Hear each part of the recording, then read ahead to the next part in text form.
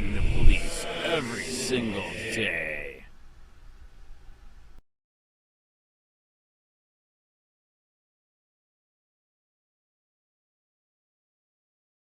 U.S. cannot ban people convicted of nonviolent crimes from owning guns. Appeals Court. By Brendan Pearson. June 6, 2023, 4:31 p.m. EDT. Updated 5 days ago. June 6, Reuters.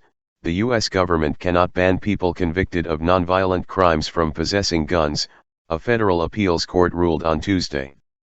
The 11-4 ruling from the Philadelphia-based Third U.S. Circuit Court of Appeals is the latest defeat for gun control laws in the wake of a U.S. Supreme Court ruling last year expanding gun rights nationwide.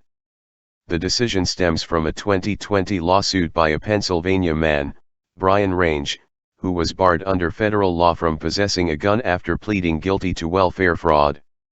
He claimed the prohibition violated his right to bear arms under the Second Amendment of the U.S. Constitution.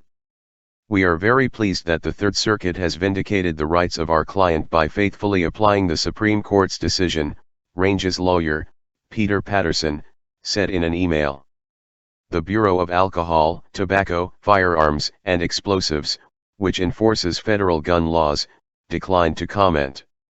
Range pleaded guilty in 1995 to committing welfare fraud in Pennsylvania in order to obtain $2,458 of food stamps, a misdemeanor punishable by up to 5 years imprisonment. He was sentenced to 3 years of probation. Federal criminal law generally bars people convicted of crimes punishable by more than a year in prison from possessing guns. Such crimes are usually felonies, but the law also includes some state misdemeanors, like Range's. A federal judge ruled against Range in 2021.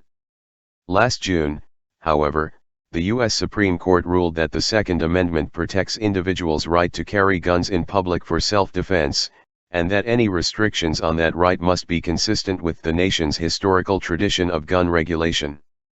Circuit Judge Thomas Hardiman wrote for the majority on Tuesday that the government had failed to point to any laws from the United States founding establishing a tradition of disarming nonviolent criminals. 4 judges dissented. Where, as here, the legislature has made a reasonable and considered judgment to disarm those who show disrespect for the law, it is not the place of unelected judges to substitute that judgment with their own, wrote Circuit Judge Cheryl N. Krause, one of the dissenters.